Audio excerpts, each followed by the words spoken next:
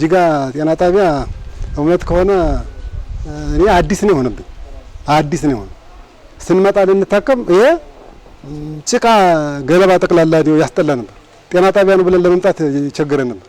በድሮ ጊዜ ግን ጭቃው ሁለመናው ዝም ብሎ እንዲያው ህሙማኖች ሲመጡ በእውነቱ እንኳንስ እንዲያው ሊፈወሱ ያው ከህማማቸው እንደገና እየበረታ የጤና ጣቢያ በፊት የሚመስል የነበረ እኔ በቃ አሁን ከማምነው በላይ ማለት ነው።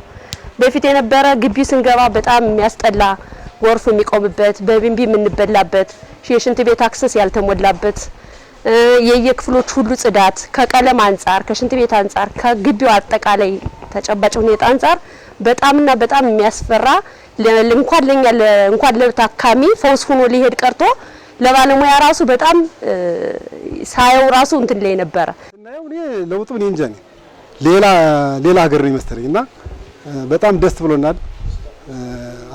ባለሙያዎችም እውነት ከሆነ ሰውን ለመቀበል ችግራቸው ነው። በዛን ጊዜ ታማሚ መጥቶ በየጫካው የሚወድቅ አይወትም። አሁን እንዲህ ያለ ለውጥ ማለት በጣም በዚህን ሰዓት እንደዚህ ያለ ስራ ልማት መሰራት ከባድ ነው ለውጥ ያለ እና ሰራተኞችን በዚህ እናመሰግናለን። ደስ ይለናል በጣም ከቀድሞ የተሻለ ከግቢው ስደርስ በዛሬው ዕለት አሁን ራሴ ለምሳሌ ለመታከም ነው የመጣሁኝ።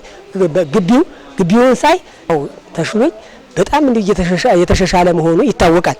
በድሮ ጊዜ አሁንም ከድሮ ደግሞ የተሻሻለ ደግሞ አሁንም የሙያ አሰጣጣቸው ጥሩ እየተስተናገደ መሆኑ ይታወቃል። ድሮ መድኃኒት የለንም መድኃኒት ወደ ግል ሄዱ የሚል ነገር አለ ነበረ። ዛሬ ግን ያላቸው መድኃኒቶች አሁን እንግዲህ እየተስተናገደነ መሆኑ እዚህ ላይም እገልጻለሁኝ። ነገር ግን ጤና ጣቢያው ከዚህ በላይ ይሰራል ብዬ አስባለሁ።